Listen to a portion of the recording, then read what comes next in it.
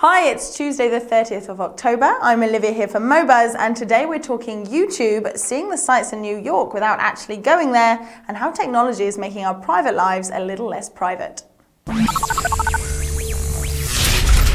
Apple have enlisted the help of English student Nick Hawley for its latest iPod Touch advertising campaign, after he created his own ad for the gadget and posted it on YouTube.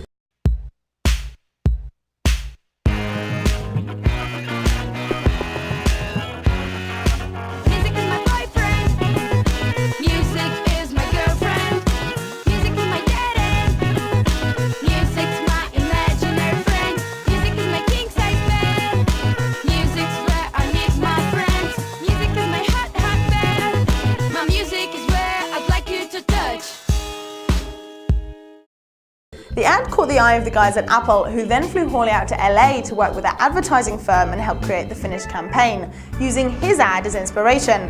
Looks like there's hope for amateur filmmakers everywhere then. Sticking with YouTube, it seems that the Aussies have wasted no time in putting their latest media platform to good use. With an election coming up, the two main political parties have found a new arena on which to battle it out, posting videos that they hope will help win votes. However, it seems that the people of Australia are more interested in what their fellow citizens have to say, as the YouTube generation embraces the opportunity to let their country know just what they think. Sydney University student Hugh Atkins's video depicting Kevin Rudd as an Aussie version of Chairman Mao has been a massive hit, and although not part of an official party campaign, I'm sure that all sides are grateful for the free advertising.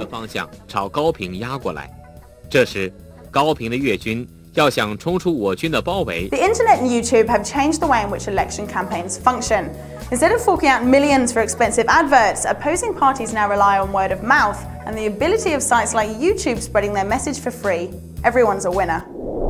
Onto some cool new stuff. EveryScape is a 3D local search site that lets you actually take a stroll through a city, even going into local bars and buildings to check out if it's worth a visit in real life. At the moment, it's limited to just a handful of cities, including New York, Aspen and Miami, but the potential of this site is enormous. The visuals are great as you take a walk through the snow-covered Aspen streets and maybe drop into the J-Bar for a drink. With a map of the city on your right letting you see exactly where you are and links to Flickr, YouTube and Wikipedia, EveryScape is a great way to check out a city before you actually go there. And what makes this site different is that you can actually take a nose around the buildings.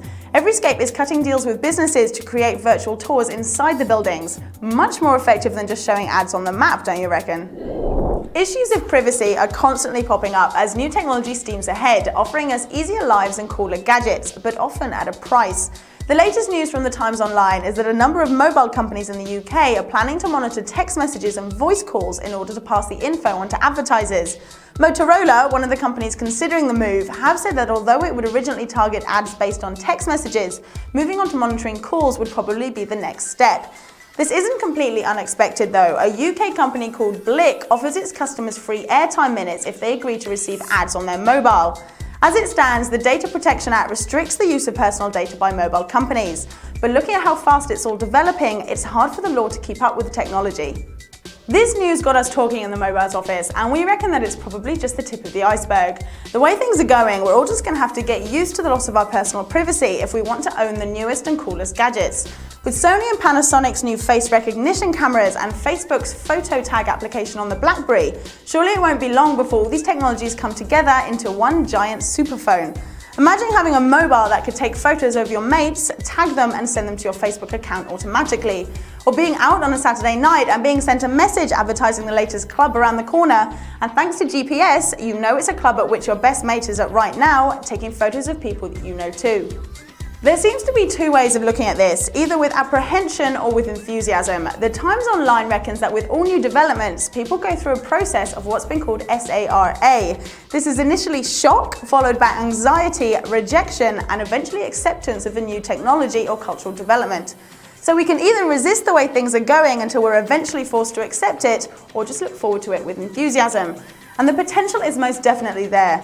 With sites like Facebook gaining 200,000 new users a day, the technology that could be created from a social network teaming up with Nokia and Google Maps, for example, would be amazing. It's just a case of blending things that already exist into one big super technology. I'll leave you all to ponder the pros and cons of a world where our private lives are increasingly no longer our own. Have a great day, and I'll see you tomorrow.